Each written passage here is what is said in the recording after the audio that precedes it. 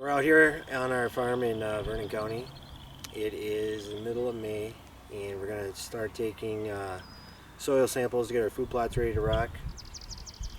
Last year we killed this entire plot off. Some pigweed came back, but it looks like it all stayed dead pretty decent. So we're going to end up killing this in a couple weeks again. We're going to do some soil treatment on it and hopefully wipe out all this pigweed seed that's in here. And then everything else non-invasive stuff that we don't want in it. But for right now, we're going to take some soil samples, and then we're going to take it down to the co-op, and it's like 20 bucks.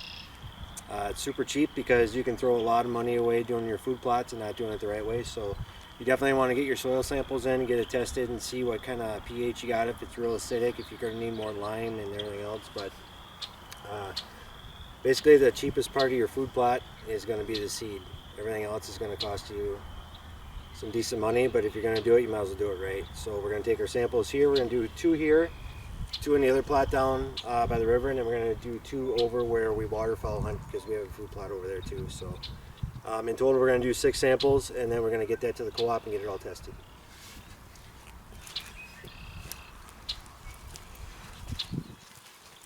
So a little tip for you guys: when you're doing your soil samples, don't take off the top.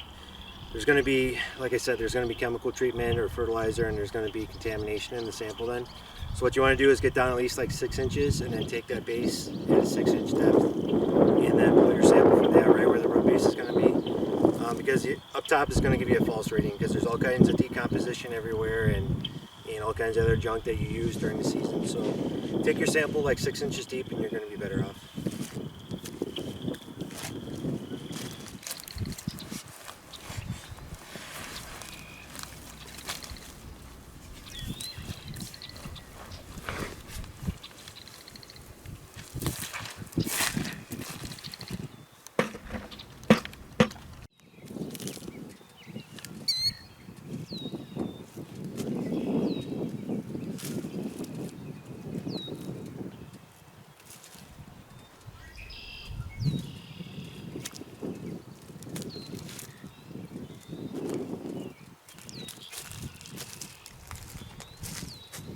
Alright, so we got our soil samples yesterday. It rained a little bit yesterday afternoon after we did the soil samples, so there was no way that we could spray the Roundup on the plots. But today we got in there and we repaired the sprayer. There was a broken nozzle, so we got that fixed. And then we ended up getting everything sprayed today. Everything went really good. We used the Roundup concentrate to treat 25 gallons, and 25 gallons will get me 2 acres of coverage. If I go 5 miles an hour with 20 psi in the sprayer, I can cover 2 acres. So that's what we did, and we've got basically all of our 2 acres out here sprayed. Everything's ready to rock. We'll come back in a couple weeks and start mowing and tilling it all under.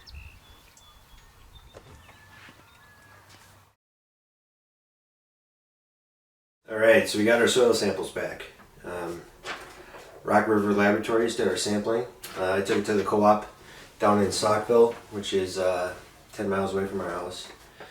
Came back within a week. It cost me $21, all said and done outdoors. So they're extremely cheap, and you can throw away a lot of money really fast if you don't get your samples done. So that being said, $21 is a very cheap expenditure when you're looking at spending hundreds of dollars on seed and equipment and fertilizer and everything else you're going to throw at your food plots. So make sure you guys do your soil samples, get that done, get it checked. So our sample came back pretty good. So here in Wisconsin, we're looking at a soil pH of 7.5 to 6.5 is a great happy medium. Ours came back at 7.5, so we're sitting really good with our pH. We don't have to lime, which is very important. So on a pH scale, it goes 0 to 14, 0 being extremely acidic, 14 being very alkaline. So ours came back kind of right in the middle, which is perfect. So then our organic matter came back. And here in Wisconsin, your organic matter, they want you at a range of 2 to 4, 2 being very sandy and not with holding much nutrient, 4 being very rich soil, very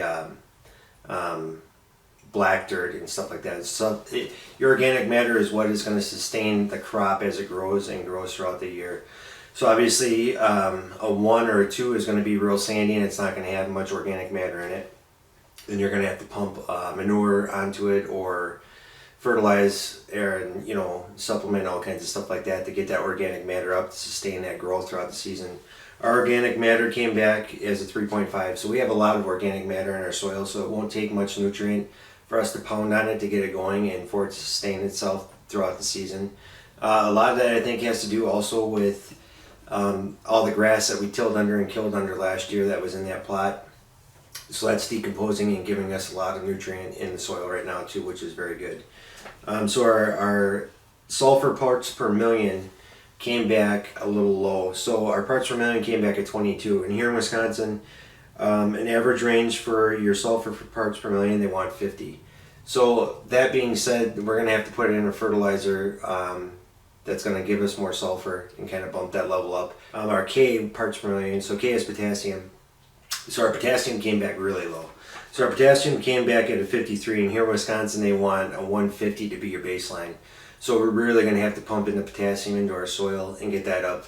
So I talked to Katie. Katie is our crop analyst that I've been dealing with at the co-op. And we came up with a custom blend of a 6-20-31. So the 6 being nitrogen.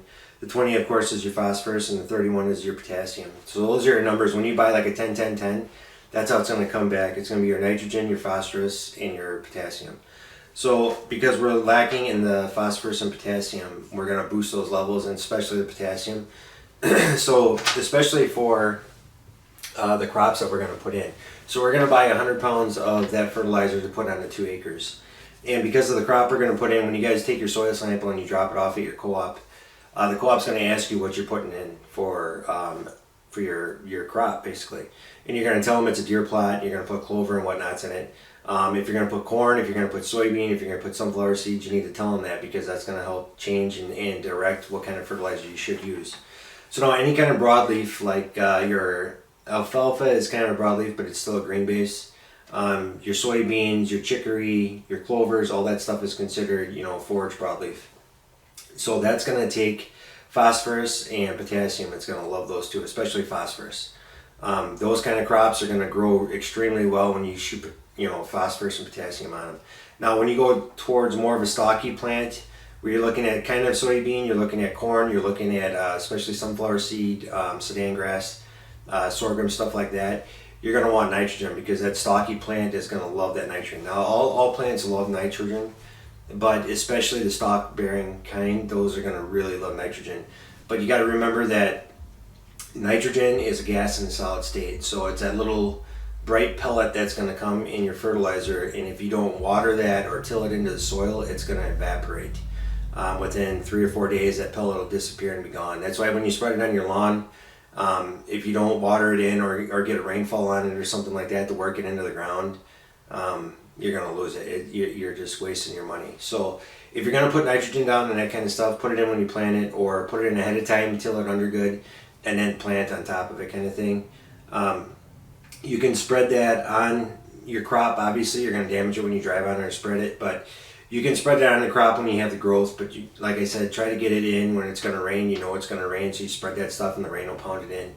So that being said, we'll see how it goes. We're going to till up our property, our 2 acre plots. I'm going to work the fertilizer in at the same time when we go to till it, and then that'll get that pellet form into the ground and start decomposing and working through the soil. So when our plant base starts to grow, that nutrient is there for it, and it's really going to thrive. We're at one of our farms that we hunt on the east side of Wisconsin, and we're putting in a new plot right here at this location. It's a long cigarette shape, but it's perfect pinch point and a travel corridor to put a food plot in it. So we're sitting at around 1/3 of an acre that this plot's going to be. It's long cigarette style, like I said, but it's like 15 yards wide by 115 yards long, give or take a yard or two. I took my rangefinder and I shot the measurements, and now we're looking at like 15,525 square feet for this plot right here, which is about 1/3 of an acre, because an acre is around 43,560. So I've got enough Roundup mixed up. We're going to kill this entire area. A couple days from now, we'll come in and till it all under, and then seed it with some white rag herd health nutrition clover that we've got. Later in the year we might work up that south end and put a winter blend in there, but we're not sure yet. I guess it kind of depends on how good the clover looks and how much deer activity we get in here on the clover, because if they're pounding the clover, I really don't want to change it, but we'll see. We'll worry about that when it gets around August, see what we're going to do. But for right now, I'm going to clear this area and then I'm going to spray it with Roundup. Like I said before, it's a perfect travel corridor. We've got an old cattle fence here on the east side of it, and I have a pine thicket behind me, and it gives me a shelter area for traveling north to south and feeding through to go to the crop fields, both on each end. And then it also creates a natural funnel because this cattle fence is here. So I had to make them kind of come around, but now we have that nice cover behind us too, where we can put a tower stand in and hopefully get them coming from the bedding from the north, working to the south towards the cornfields and whatnot. So it should pay off. We'll see how it goes. We'll get some cameras up once the clover starts to grow and see what's coming through.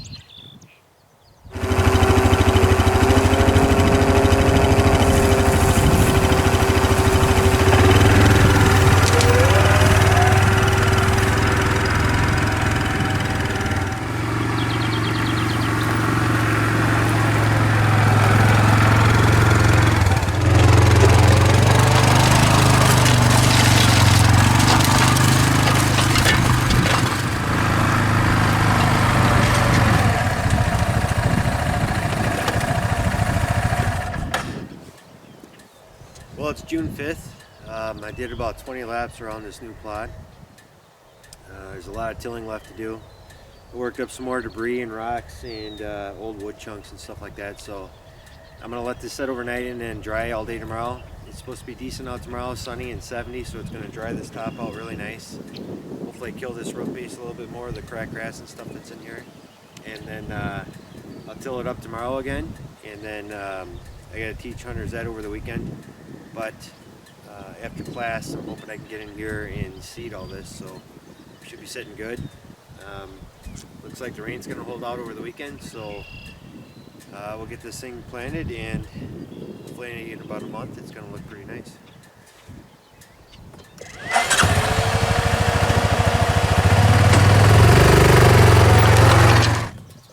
So I'm back out at the farm tonight. I'm going to work this plot up again one more time tonight. Let it dry all day tomorrow, and then I'll come in here with the crusher. The farmer's going to let me use this tractor and a 20-foot crusher, and I'm going to crush this whole thing flat. And then I'll end up spreading all my clover seed tomorrow night, and I'm going to crush it in the ground again. Instead of like dragging it around and moving it, I'm just going to crush it in, because it seems like crushing clover is like the best way to put it in. But if you can't crush it, obviously you have to cover it with something. But you don't want to till it back under. You want to drag something over it and just turn it over, because clover seed really doesn't have to be in the ground that far. And a rule of thumb when you guys are planting is you don't want the seed more than 4 depths of the seed's diameter. So if you think of a piece of corn, you're looking at, like, if you stand it on end, maybe like 1.5 inches total. So the farthest you want it in the ground is 1.5 inches. Clover is a tiny pellet, like a number 9 or number 8 shot pellet. So it doesn't have to be in the ground far at all. You can step on it and basically cover clover. So that's what we're going to do tomorrow night. I'm going to put the fertilizer down tonight when I work it up again. I'm going to work it up after I apply the fertilizer tonight and get that all mixed in and worked up and going, and then I'll crush it all tomorrow, like I said. Get the clover on it, crush it again, and then we'll check in with it in about a month and see how it's growing.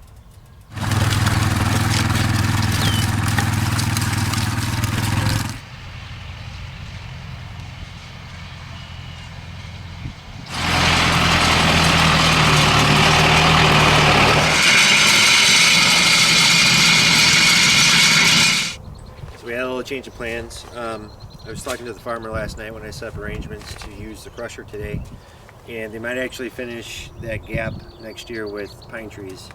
So instead of putting our premium clover mix in, our perennial, we're going to go with the annual mix that White Rack offers.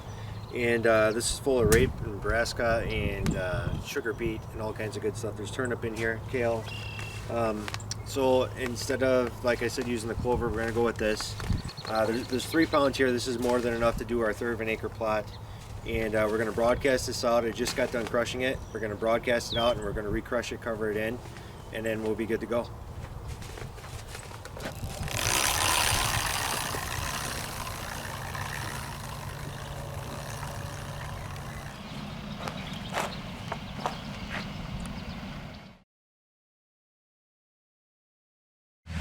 Kelly's tilling right now. Blake and I are going to spread some fertilizer. We covered this whole plot in fertilizer already. We've got another plot and a half to go. We're not going to get all 3 plots in. It's just too wet down in the back by the river. So we're going to work up what we can and get that stuff in. We're going to put all clover in this plot here, and then a variety of stuff in the other stuff. But we're racing the rain right now. It's supposed to rain around 4 o'clock this afternoon, so it's around noon right now. We're going to be gambling on getting everything done today, but hopefully we can get it all planted before the rain comes and all that good stuff. So we're going to keep working. We're going to get this done, and then we're going to move to the next plot and get that one done. And the back one that's really wet, we'll probably have to work with the 4-wheeler, but we'll give it a shot and see.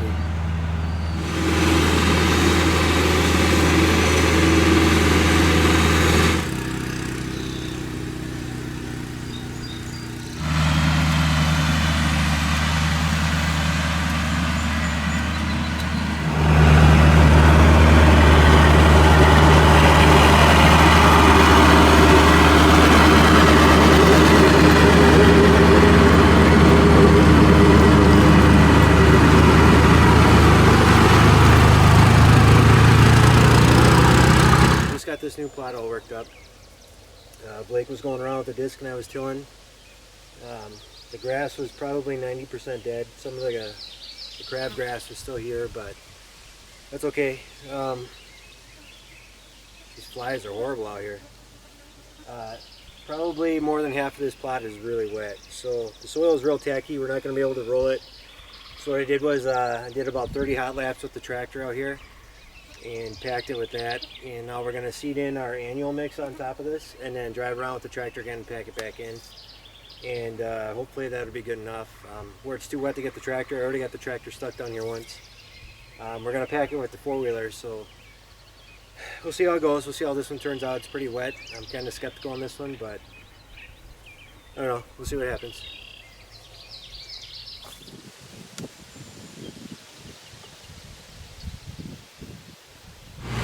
What we're doing down here is we're putting soybean, sunflowers, and then chickpea around the outside here, and that's going to create a nice cover barrier and a shelter element coming out of all the CRP and stuff in here. And just like the plot down there, it's too wet to roll this stuff. So what we did was we took the rototiller and we opened it back up. We broadcast the seed, and now we're packing it again with the 4-wheeler and the tractor. They're finishing up out there. I'm going to finish up doing clover, and nice. So we rolled it all, got it all down, and now I finished the clover. We finished the outside blend with the sun soy chick. Now we're on to the last plot. The rain is coming. Hopefully we can beat it and get it all done. So this plot's going to be nice this fall. Kelly hunts here a lot, and she sees a lot of decent bucks here, so hopefully this food source will help hold them in here a little bit better and draw the does in during the rut. Well, we got all 3 plots in. The back one down by the river, we didn't get the whole plot in, but that's okay, it's too wet. There might be some striping when it starts to grow, but it is what it is. We did the best of what we could. We couldn't roll all the ground like we needed to, but we're doing the best of what we can. So we'll see how it comes up in about a month, and then we'll shoot some more footage. We're out at the farm here in Vernon County. We got all the plots in yesterday, and we got 3/4 of an inch of rain last night, and as you can see, a lot of it's underwater again now, so hopefully the seed doesn't drown out, but hopefully the rain drove all the clover seed into the ground that we didn't get packed in. So I guess it's the nature of the beast right now. We'll see how it comes up. If it looks bad in a month, we'll, depending on the weather, we might reseed it, or we'll see how it goes, but we'll hope for the best right now.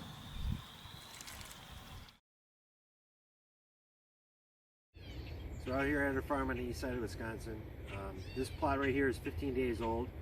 We've got our White Racker Health Nutrition, our annual mix in here. It's coming up great. We know our Roundup's working. I did a test spot of Roundup over here in the corner. The Roundup, it's working really good. Everything is dead in that corner, so I know it got down and it killed all the roots for everything that we killed under. The plot's looking really good. We're going to come back in about 15 days and check it again in about a month of growth, and then maybe fertilize it, maybe not. We'll see how it's looking, but it's looking great right now.